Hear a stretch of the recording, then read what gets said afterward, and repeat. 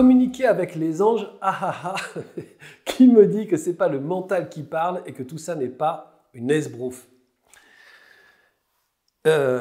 Waouh, je crois qu'il n'y a rien qui nous le dit. Il n'y a rien qui nous le dit. C'est aussi pour ça que le champ est libre pour les détracteurs et pour les gens qui disent « ouais, tout ça, c'est des conneries ». Mais c'est exactement comme si vous n'aviez jamais vu quelqu'un faire du vélo. On vous raconte qu'il y a des gens qui sont capables de monter sur ce qu'on appelle une bicyclette et en fait, avec leurs pieds, ils activent des roues et ça leur permet de se déplacer. Bah, si vous n'avez jamais vu ça, vous allez dire ouais, enfin ça me paraît quand même un peu bizarre, mais ça veut dire qu'il y a des roues sur les côtés. Non, non, c'est 2 roues comme ça. Non, mais tu te casses la gueule si tu fais ça. Donc ça veut dire que votre raison va expliquer une impossibilité simplement parce que vous n'avez pas fait l'expérience de la bicyclette. En même temps, moi je peux comprendre parce qu'avant que j'en fasse l'expérience, moi-même je trouvais ça un peu chelou. Et puis j'ai vu aussi des gens faire de la canalisation avant moi-même de m'y intéresser et puis finalement moi-même d'en faire. Et donc évidemment, je me disais, bon, en fait, cette personne, elle entend peut-être jamais rien du tout, et puis surtout, elle dit ce qu'elle veut, quoi. Enfin, moi, si j'entendais la même chose qu'elle, bon, bah, à la limite, je pourrais valider le fait que, voilà, ce qu'elle transcrit, c'est la vérité. Mais là, en fait, il n'y a qu'elle qui entend. Et à un moment donné, il y a quand même quelque chose comme une sorte d'intérêt.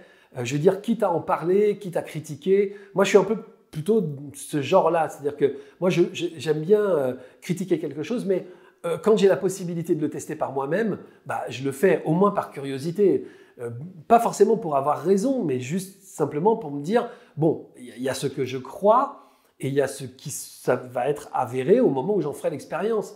Voilà, qu'à un moment donné on me montre une bicyclette, bah, je me dis, bon, bah voilà, je peux continuer à croire que c'est impossible de me foutre là-dessus et puis de parcourir des kilomètres.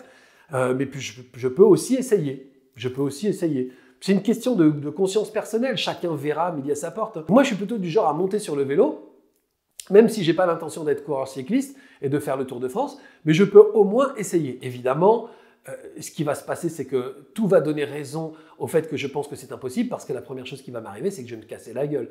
Donc évidemment, je ne vais pas le faire une fois, tomber, puis me dire bon, ce truc c'est n'importe quoi. Tout ce que vous m'avez raconté sur les gens qui sont capables de faire des kilomètres avec ce truc, ça ne marche pas. Regardez, moi j'ai essayé, j'ai même pas fait 1 mètre, je me suis cassé la gueule. Donc voilà, l'idée, je vais essayer, puis je vais réessayer une 2e fois, puis je vais essayer une 3e fois, puis je vais bien écouter, je vais faire le bon élève, je vais dire voilà, bah, explique-moi ce que je dois faire, bah, tu vas voir, tu vas guider avec ça, et puis tu vas commencer à avancer, et puis en fait le mouvement va créer l'équilibre que tu cherches, et puis tu vas voir que c'est de plus en plus simple. Évidemment, au début, tu vas te concentrer sur tes pieds et tes mains, tu vas te recasser la gueule, et après, petit à petit, tu verras que tu vas commencer à regarder où tu vas, et puis petit à petit, tout va s'harmoniser, et puis voilà, et puis dans quelques jours, tu seras capable de faire des tours en disant « Ah, regarde, sans les mains ». Donc évidemment, je ne vais pas y croire, évidemment, je vais trouver ça chelou, mais bon, de toute façon, je vais le faire, jusqu'à avoir effectivement cet équilibre, ce fameux équilibre, faire des tours en disant ah, « regarde, je lâche les mains ». Ben là, la connexion, c'est exactement la même chose. C'est-à-dire que je peux parfaitement croire toute ma vie que les gens qui parlent avec des anges sont juste n'importe quoi, que c'est des gens qui me racontent des conneries, qui font de l'esbrouf sur Internet ou devant moi dans des salles de spectacle, mais je peux aussi me dire il y a peut-être quelque chose qu'ils sont en train de vivre, et que je peux moi aussi, en tout cas je peux essayer de tenter, je peux essayer quoi. Et donc voilà, l'idée c'est pas de le faire en me disant j'y arriverai pas parce que ça marche pas, mais de me dire bah en fait je veux bien me prêter à l'expérience. Et puis vous allez voir que ça va arriver très vite en fait. Il faut pas 3 ans, 10 ans ou 15 ans de travail sur la connexion pour arriver à communiquer avec l'intangible.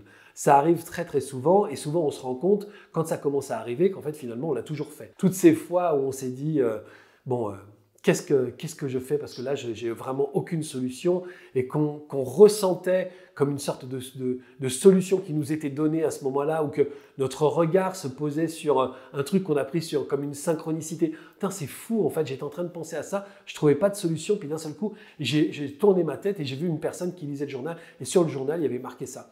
Il y a un truc qui s'appelle les radios du monde, qui est un exercice absolument génial, qui consiste en fait à choisir un endroit qui est un endroit fréquenté, dans lequel il y a des restaurants ou des gens qui marchent, par exemple une rue commerçante, et en fait on marche le long de cette rue-là, et on écoute les conversations. Donc en haut de la rue, on pose une question, on se dit, bon voilà, dans quelle direction je dois me diriger dans ce domaine-là de ma vie ou par rapport à cette situation. Et en fait, on ne pense rien, on ne juge rien, on n'attend rien, on descend la rue, on écoute les bribes de conversation. Et en arrivant à la fin de la rue, on aura entendu des conversations de gens qui parlent d'autre chose, mais qui vont nous donner la solution qu'on cherche. Parfois, on attend on essaye de prendre une décision, on ne sait pas quoi faire, on rentre dans sa voiture, on met la radio et on entend une chanson qui nous dit en gros là où on doit aller. Et à chaque fois, on se dit putain, mais c'est une synchronicité, c'est incroyable, c'est une coïncidence, c'est un hasard, c'est un machin. Mais en réalité, c'est la guidance qui nous donne des informations. Mais comme on n'est pas capable de faire confiance à ce qu'on ressent, eh bien, on va faire confiance à ce qu'on entend. Et c'est par ce biais-là que la guidance va nous donner des informations. L'idée, c'est d'aller vraiment au fond de l'expérience, c'est d'aller dans l'expérience et de jouer le jeu. Honnêtement, si ça vous fait dire que tout ça c'est des conneries, vous serez convaincu par ça.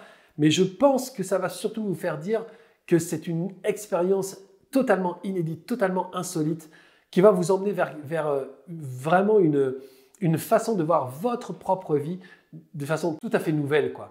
Donc on peut passer beaucoup de temps à critiquer, on peut passer beaucoup de temps à dire que tout ça c'est des conneries, puis on peut aussi essayer.